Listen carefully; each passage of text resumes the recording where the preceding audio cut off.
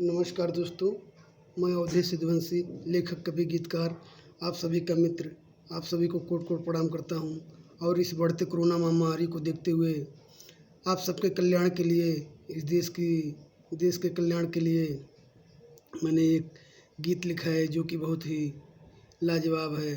और अगर इस गीत को आप सब अपनी ज़िंदगी में उतारेंगे, इस पे मंथन करेंगे, तो इस गीत से ना जाने कितने लोग इस बढ़ते कोरोना महामारी से बच जाएंगे। तो ज़्यादा कुछ ना कहते हुए सीधे मैं अपने गीत पर आता हूँ, जो कि इस प्रकार है। अरे हाथ जोड़ के करेला विनती घर में भैया सोना, हाथ जोड़ के करेला विनती घर में भैया सोना, गली गली में घूम रहल बा वायरस ई कोरोना, गली गली में घूम रहल बा वायरस ई कोरोना।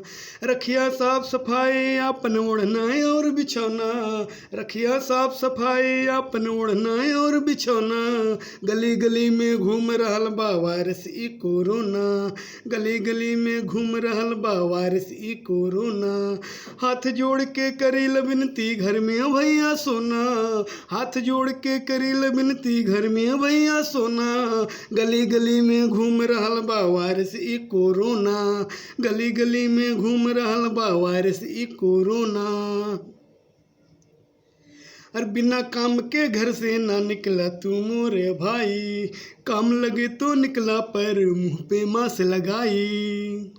हाँ, बिना काम के घर से ना निकला तू मोरे भाई, काम लगे तो निकला पर मुंह पे मास्क लगाई। भीड़ भाड़ के चक्कर में पड़कर तुम पी सोना, भीड़ भाड़ के चक्कर में पड़कर तुम पी सोना, गली गली में घूम रहल बा वायरस ई कोरोना, गली गली में घूम रहल बा वायरस ई कोरोना। हाथ जोड़ के करेला विनती घर में भैया सोना, हाथ जोड़ के करेला विनती घर में भैया सोना, गली गली में घूम रहल बा वायरस ई कोरोना, गली गली में घूम रहल बा वायरस ई कोरोना। रखिया साफ सफाई अपन ओढ़ना और बिछौना, रखिया साफ सफाई अपन ओढ़ना और बिछौना, गली गली में घूम रहल बा वायरस ई कोरोना, गली गली में घूम रहल बा वायरस ई कोरोना।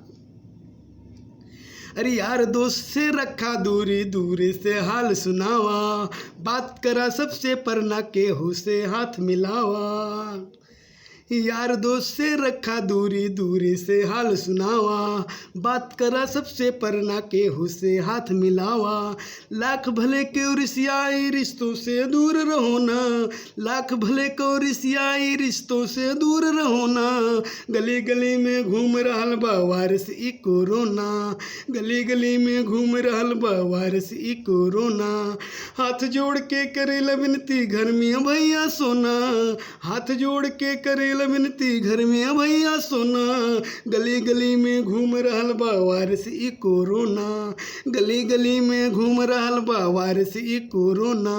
रखिया साफ सफाई अपन ओढ़ना और बिछौना, रखिया साफ सफाई अपन ओढ़ना और बिछौना, गली गली में घूम रहल बा वायरस ई कोरोना, गली गली में घूम रहल बा वायरस ई कोरोना। अरे अपने देशवा के खातिर तू चतुराई दिखलावा, खुद से करा समझदारी दूसरन के समझावा। हाँ, अपने देशवा के खातिर तू चतुराई दिखलावा, खुद से करा समझदारी दूसरन के समझावा।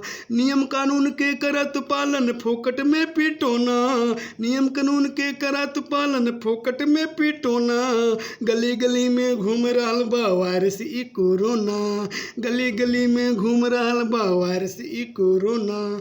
हाथ जोड़ के करेला विनती घर में भैया सोना, हाथ जोड़ के करीले विनती घर में भैया सोना, गली गली में घूम रहल बा वायरस ई कोरोना, गली गली में घूम रहल बा वायरस ई कोरोना।